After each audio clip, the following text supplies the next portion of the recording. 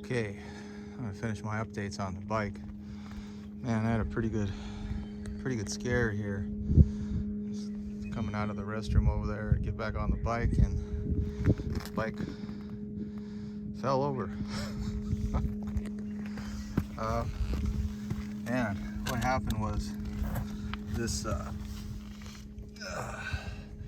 There's an Allen head bolt right there. That one came out. It was loose the entire ride, I guess. And then luckily that one stayed in there, but the kickstand gave out, and I was like just pooping my pants here that, man, I hope I could find that bolt. And God was being kind to me because it was right under the bike. So instead of loosening up on the ride, it finally gave way when it fell over, which was good. I mean, I could have rode it with the one bolt, but being by that shifter and hitting it hard, these mountains, that would have sucked. So back up and running, got very lucky. I do carry a pretty substantial toolkit in here. It has pretty much everything I need except like electrical work. I don't have a meter or anything like that. Probably should just get a cheap meter to carry. I also need to get some extra fuses. But if I would have lost both those bolts, then I would have had to pull one off the other side and just ride back home with one bolt on each side, or find another bolt somewhere on the bike, because that's just one of those things that you can't really prepare for, you know, when it happens. Hopefully that's all that's wrong with this thing, because, man, I'm pretty far up here in the mountains. So again, yeah, I'm at Hag Lake here outside of Portland, Oregon, and the rain is supposed to start coming soon, so I need to hightail it back. Some quick updates though.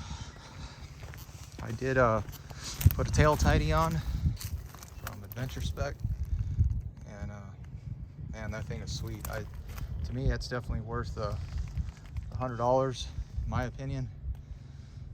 Just because you could cut the one that's on there or make one, but that's just a lot of time out of your day.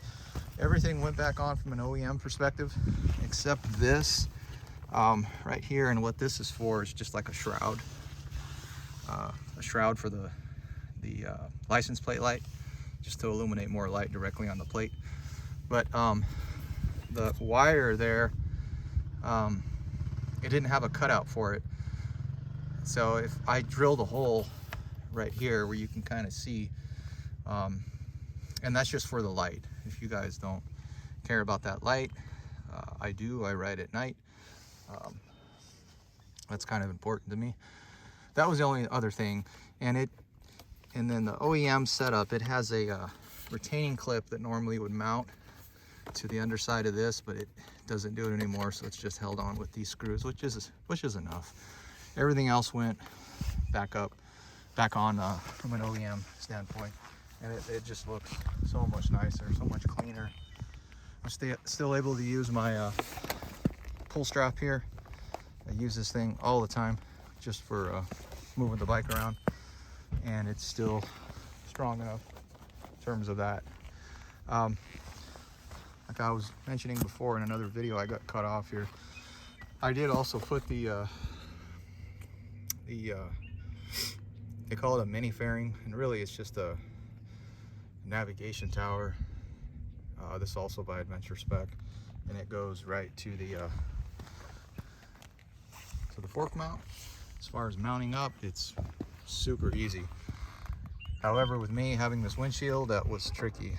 So what I ended up doing, because I really like the position, that angle is what I found to give me the most wind protection, so I wanted to stay with it. So it was rubbing against this a lot, so I immediately stopped, and then I tried weather stripping, and it just kept rolling over. And everything I tried some glue-on felt pads, it didn't work. So what I did is this is a piece of heater hose, it's really stout, and then I drilled some holes with some washers and just put some bolts through it, because there's some existing holes for the original windshield that comes with this. So this works out really good, and also since it's round and at a radius, it allowed it to when I put the windshield on to kind of roll in place, as opposed to the other things I kept putting on. It was squishing and coming off and just frustrating the hell out of me. That thing works great.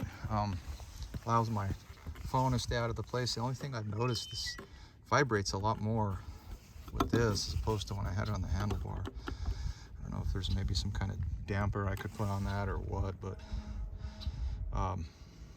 yeah, I mean, I'm gonna fill it up. I want to put heated grips on this thing.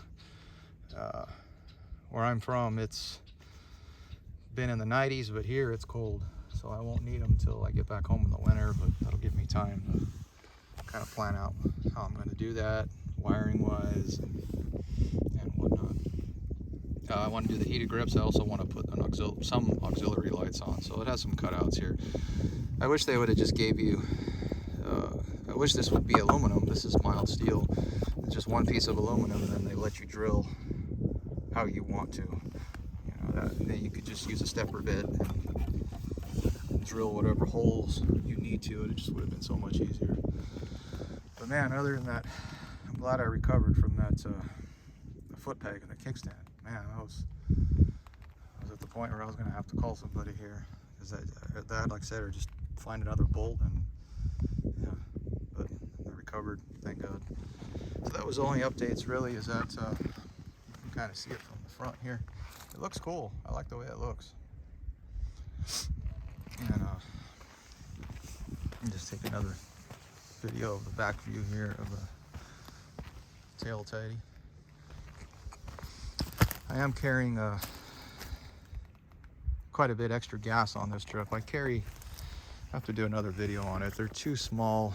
I think they're 0.6 gas containers in here, and I have 2 of them. So total with this bike, I have almost 4.5 gallons of gas, which is good. And I'm going to try to rig it up to where I can distribute the weight better, and maybe Tusk makes some Sidekick saddlebags. Maybe do it here and then put 2 up here and 2 back here and distribute the weight. I'm not ready to get the fuel tank yet. The main reason is the 3 gallons not enough and the 5 gallons too much.